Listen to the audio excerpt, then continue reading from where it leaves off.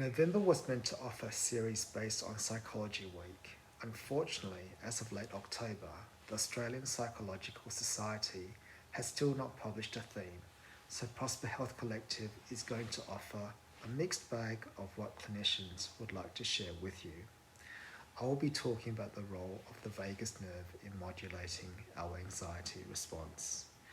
This topic is inspired by my own recent experience of anxiety. Like many of us in Perth, I caught COVID-19 a few months ago. I noticed the night before I tested positive that I had a very fitful sleep, which was very unlike me. I suspect my body could tell something was amiss and it was trying to tell me as such. That started the process of difficulty falling asleep, even after recovering from COVID-19. I would do all the right things in terms of good sleep hygiene, including reading until I felt tired. Then bam, I'll feel wide awake again. I wasn't thinking or worrying about anything, but it was as if my body was telling me that I had to stay awake. Being a clinical psychologist, I think I know a thing or two about anxiety and sleep. However, practicing everything I knew wasn't helping me sleep, so I saw a somatic experiencing therapist. The therapist helped me understand that my difficulty falling asleep was my sympathetic nervous system being activated. Why had it suddenly become so active at bedtime? Delving into my past helped me understand that having to socially isolate for a week in a one-person household might have triggered this sense of being left alone, which was what happened to me when I had childhood insomnia. I was not conscious of this association, but that's the thing with implicit memory.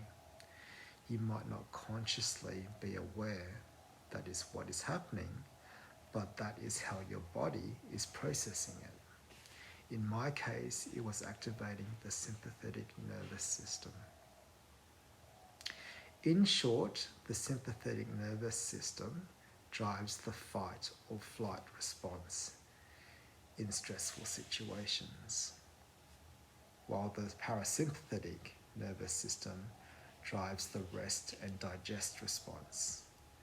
The vagus nerve runs from the gut all the way to the brain and helps regulate the sympathetic and parasympathetic responses. Therapy helped me learn that I need to tone the vagus nerve to produce more of a rest and digest response rather than a fight or flight one. There are several ways to tone your vagus nerve, such as cold water immersion, such as splashing your face with cold water, or if you're up for it, having a cold shower. You might do this at the end of your usual shower, initially for 30 seconds and then gradually increasing the duration. Meditation and yoga. Exercise, although make sure this is at least a few hours before your bedtime, otherwise your body will be high on adrenaline. And also humming, singing or chanting, as your vagus nerve is connected to your vocal cords. My personal favourite is a device called Sensate. I want to clarify that I don't receive any financial benefit from promoting it. It's a device that you place on your sternum that synchronizes vibrations to soundtracks, signaling the vagus nerve to relax. It's like meditation, but personally I find it more effective. Since using Sensate, I'm happy to report that I'm easily falling asleep again. It has certainly helped me better thrive.